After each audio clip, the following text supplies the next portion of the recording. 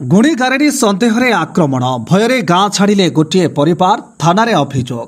ଗୁଣି ସନ୍ଦେହରେ ଆକ୍ରମଣ କରିଥିଲେ ଗାଁ ଲୋକେ, ଏଥିପାଇଁ ଭୟରେ ଗାଁ ଛାଡ଼ିଛନ୍ତି ଗୋଟିଏ ପରିବାର। ଏନେଇ ଥାନାରେ ଅଭିଯୋଗ କରିଛନ୍ତି ପୀଡ଼ିତା ପରିବାର। ଏଭଳି ଅଭାବନୀୟ ଘଟଣା ଦେଖିବାକୁ ମିଳିଛି ଗଜପତି ଜିଲ୍ଲା ଅଡ଼ବା ଥାନା ରାଜଖମା ଗାଁରେ। ଗତ କିଛି ବର୍ଷ ହେଲା ଗାଁର ସନ୍ନ୍ୟାସୀ ଦଳପତିଙ୍କ ପରିବାରକୁ ଗୁଣି କରିବା ଶିଖିଛି ସନ୍ଦେହ କରୁଛନ୍ତି ଗାଁ ଲୋକେ। ଗାଁରେ କେହି ରୋଗରେ ପଡ଼ିଲେ ସେ ହିଁ କରିଛି ବୋଲି ତାଙ୍କୁ ଆକ୍ଷେପ କରୁଥିଲେ। ଗତ 17 ତାରିଖ ରାତି ପ୍ରାୟ 8টাରେ ଅଚାନକ ଗାଁର କିଛି ଲୋକେ ଠେଙ୍ଗା ବାଡ଼ି ଧରି ତାଙ୍କ ଘର ଆଗରେ ପାଟିତୁଣ୍ଡ କରିଥିଲେ। ଏପରିକି ତାଙ୍କ 8 ବର୍ଷର ଝିଅକୁ ମଧ୍ୟ ମାରଧର କରିଥିଲେ। ତେଣୁ ଭୟରେ ତାଙ୍କ ପରିବାର ଗାଁ ଛାଡ଼ି ପଳାଇ ଆସିବା ସହ ଅଡ଼ବା ଥାନାରେ ଏନେଇ ଲିଖିତ ଅଭିଯୋଗ କରିଛନ୍ତି ସନ୍ନ୍ୟାସୀ। ତାଙ୍କ ପରିବାରର ଜୀବନ ପ୍ରତି ବିପଦ ଥିବାରୁ ଏବେ ତାଙ୍କ ବାପା, ସ୍ତ୍ରୀ ଓ 2 ଝିଅକୁ ନେଇ ଅଡ଼ବା ନିକଟସ୍ଥ ପଦା ଗାଁରେ ଏକ ଭଡ଼ା ଘରେ ରହୁଛନ୍ତି। ତେଣୁ ତୁରନ୍ତ ତାଙ୍କ ପରିବାରକୁ ନ୍ୟାୟ ପାଇଁ ଗୁହାରି କରିଛନ୍ତି ସନ୍ନ୍ୟାସୀ। ଅନ୍ୟପକ୍ଷରେ ଅଡ଼ବା ଥାନାରେ ଏକ ମାମଲା ରୁଜୁ କରାଯାଇ ତଦନ୍ତ ଚାଲିଥିବା କହିଛନ୍ତି ଅଡ଼ବା ଥାନା ଅଧିକାରୀ। ପ୍ରାଥମିକ ତଦନ୍ତରେ ସେମିତି କିଛି ବୟସ୍କୃତ ବୋଲି ଜଣାପଡ଼ୁନାହିଁ। ଏଟା ଆମର ଗୋଟେ ମିସହାଜ କେସ୍ ହେଇଛି, କେସ୍ ନମ୍ବର 69। ସେ ତଦନ୍ତ ହେଲା ପରେ ଜଣାପଡ଼ିବ। ନାଇଁ ଗୁଣିଗାରେଡ଼ି କିଛି ନାହିଁ, ସେମିତି ପ୍ରାଥମିକ ତଦନ୍ତ ଯେତିକି ମୁଁ ବୁଝିଲି ସେମିତି ନାହିଁ କିଛି। ଅଡ଼ବା ଅଞ୍ଚଳ ନାହିଁ, ସେଟା ହେଇଥାଇପାରେ ତାଙ୍କର ଯଦି ମାନେ ସେମାନେ ଚାହୁଁଥିବେ ରହିବା ପାଇଁ ନିଜେ ବାହାରେ ଆସି ପଦା ଗାଁରେ, ଯେହେତୁ ସେଟା ଇଣ୍ଟେରିୟର ଏରିଆ, ସେଟା ଜଣାପଡ଼ିବ, ତଦନ୍ତ ଜଣାପଡ଼ିବ। ସନ୍ନ୍ୟାସୀ ଦଳପତି ଆଉ କଣ ବୋଲେ କଣ କହିବି ଆଜ୍ଞା, ପୁରାତନରୁ ତ ଶତ୍ରୁତା ଲାଗିକି ରହିଥିଲେ 4 ଜଣ ବ୍ୟକ୍ତି। ନିଜ ଭାଇ ବି ଶତ୍ରୁ ଥିଲା। ସେ ଜମିବାଡ଼ି କେସ୍ଟା ଏଇଟା 2014 ଭିତରେଠୁ ମତେ ଷଡ଼ଯନ୍ତ୍ର କରି ଫସେଇଲା। ଆଉ ଥାନାକୁ ଆସିଲା ପରେ ଥାନା ବାଲା ଡିସାଇଡ୍ କରିଥିଲେ, ଗାଁ ବାଲା ବାଣ୍ଟି ଦେବୁ ବୋଲି ବି ରାଜି ହେଇଥିଲେ। ଗାଁ ଗଲା ପରେ ବାଣ୍ଟା ବାଣ୍ଟି କଲେନି, ମୁଁ ଛାଡ଼ିଦେଲି ଜମିବାଡ଼ି ବି। ତାଙ୍କେ ବଣ୍ଟା କଣ୍ଟା ନ କଲାରୁ ହଣା ମରେ କରିବେ ବୋଲି କହିଲାରୁ ଛାଡ଼ିଦେଲି। ତାପରେ ଗୋଟେ ମାଆକୁ ଷଡ଼ଯନ୍ତ୍ର କରିକି ବାଡ଼େଇଲା ବୋଲି ସେଇଟା ବି ଅଭିଯୋଗ ଦେଇଥିଲେ। ସେ ରାଜିନାମା ପତ୍ର ବି ରଖିଛି। ପୁଣି ରାଜିନାମା ହେଇକି ଗାଁ ଗଲା ପରେ ମୋର ମକା ବାଡ଼ଟା ଖୋଇଦେଲେ ଗାଁ ଲୋକ। ସେ ମକା ବାଡ଼ ଖୋଇଲା ପରେ ଆଉ ଯେହେତୁ ମୁଁ ମଧ୍ୟରେ ଟିକେ ପଦେ ଅଧେ କହିଲି କମିଟି ଭାଇମାନଙ୍କୁ, କାହିଁକି ଭାଇ ଗାଁରେ ଗୋଟେ ମୋ ଅଛି, ମୋର ଏତେ କ୍ଷତି ହେଲା, ଟିକେ ତମେ ନିଷ୍ପତ୍ତି ନେଉନ ବୋଲା ବସିଲା ପରେ ଆମର ସରପଞ୍ଚକୁ ଛାଡ଼ିଦେଲେ। ତାଙ୍କେ ନରେଶ ମୁଠା ମାଝିକୁ ପୁରାତନ ସରପଞ୍ଚକୁ ଡାକିଲେ। ଆଉ ସେ ବସ୍ତୁରାଇ ଯୁଗଳ ବସ୍ତୁରାଇକୁ ଡାକିଥିଲେ। ତାଙ୍କେ ଏବେ ନୂଆ ସରପଞ୍ଚ ଅଛନ୍ତି।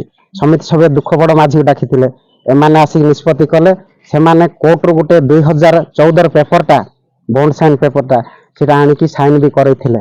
ଯେହେତୁ ସାଇନ୍ ବି କରିଦେଲି, ପୁଣି ଏବେ ଗୁଣି ଗାରେଡ଼ିରେ ସନ୍ଦେହ କରିକି ମତେ ଗାଁରେ ମାରିଦେବା ପାଇଁ ଧମକ ଦେଲେ।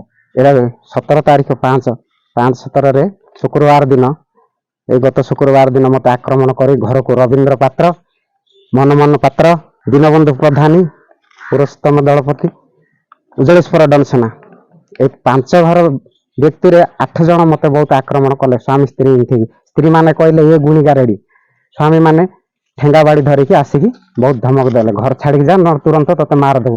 ମୋ ଛୋଟ ଝିଅ ବି ସେଠି, ଏଇ ଛୋଟ ଝିଅଟା ମଧ୍ୟରେ ମୋର, ତାକୁ ମୁଡ଼ି ଫିଙ୍ଗିବା ନଦୀରେ ବୋଲିକି ବି କହିଛନ୍ତି। ସେଥିପାଇଁ ଭୟଭୀତ ହେଇକି ମୁଁ ଆଜି ଘର ଦ୍ୱାର ଛାଡ଼ିକି ମୋ ଫ୍ୟାମିଲି ଧରିକି ଆଜି ରାଜରାସ୍ତାରେ ଅଛି। ସରକାରକୁ ବି କିଛି ଜଣେଇଲି, ଥାନାକୁ ଯାଇକି ଅଭିଯୋଗ ଦେଲି। ଏଇ ପତ୍ରଟା ଦେଲା ପରେ ମଧ୍ୟରୁ ଆଜି ପର୍ଯ୍ୟନ୍ତ କାହିଁ ଆମର ସରକାର ନିଷ୍ପତ୍ତି ନେଇନାହାନ୍ତି। ଥାନା ବାଲା କେସ୍ଟା କାଟିବୁ, ଏଇଟା ଯଦି ଏତେ ଥର ହେଲା ବୋଲେ, ଏଇଟା ତମ ଫ୍ୟାମିଲି ସହ ଯଦି ବାହାରିଛ କେସ୍ଟା କରିବୁ କାଲି ବୋଲି କହିଲେ। ପହରଦିନ ଆମେ ଏଫଆଇଆରଟା ଦେଲୁ, 21 ତାରିଖ ଦିନ। 22-23 ହେଲାଣି, କାହିଁ ଆମ ଥାନା ବାଲା ଜଣେଇଲେନି, ଆଉ କିଛି କଲେନି। ଏଇଟା ଆମେ ତ ବାହାରେ ଅଛୁ, ପିଲା ଛୁଆ ଧରିକି କେମିତି ଚଳିବୁ, କେମିତି ବଞ୍ଚିବୁ, କେମିତି ଖାଇବୁ, ଘର ଦ୍ୱାର ଛାଡ଼ିକି ଆଜି 3 ଦିନ ହେଲାଣି ଭୋକରେ ଶୋଷରେ ଅଛୁ। ମୋ ଛୋଟ ଛୁଆକୁ ଧରିକି, ବୁଢ଼ା ବାପାକୁ ଧରିକି ଠିଆ ହେଲେ ବି ବୁଢ଼ା ବାପା ଥରୁଛି। ଦେଖନ୍ତୁ ସାର୍, ଆଉ କଣ କହିବି ସାର୍, ଦୁଃଖର ବିଷୟର କଥା। ଅଛୁ ବୋଲିକି ଆଉ ଗୁଣି ଗାରେଡ଼ି ବୋଲିକି ତ ବାଟକୁ ଧାଇଁ ଆଉଛ। ବେଶୀ ଠେଙ୍ଗା ବାଡ଼ି ଧରିକି ରବୀନ୍ଦ୍ର ପାତ୍ର ବେଶୀ ହଉଛି।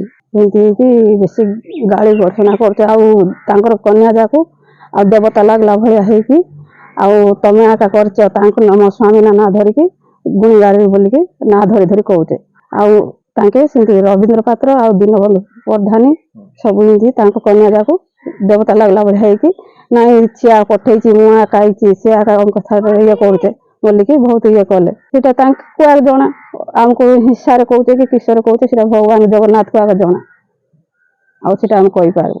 ଏବେ ଏଠି ପଦାରେ ଗୋଟେ ରହିଛୁ ଯେ, କୋଉଠି ଗାଁ କୁଳିଆ ଭଳିଆ ରହିଛୁ, କୋଉଠି ଟିକେ ସ୍ଥାନ ନାହିଁ, କିଛି ନାହିଁ, ସେମିତି ଅବସ୍ଥା ରହିଛୁ। डर माडे तो बाड़ी ठेगा देखेली डर कि मो स्वामी को मारदेव कुआड़ टी बाहर की बाहर ले कुआड़ भड़ा घर टे रहा कि करवा बोली तो कुआड़ घर द्वार मिलूना सेमती गोटे पिंडा बाटर रही थाना अभियोग कलु जे परदिन 3 दिन है काली डकई बोले किसी डकाडकी कले। गजपति जिलार सुमंत घंटंक रिपोर्ट फोकस प्लस।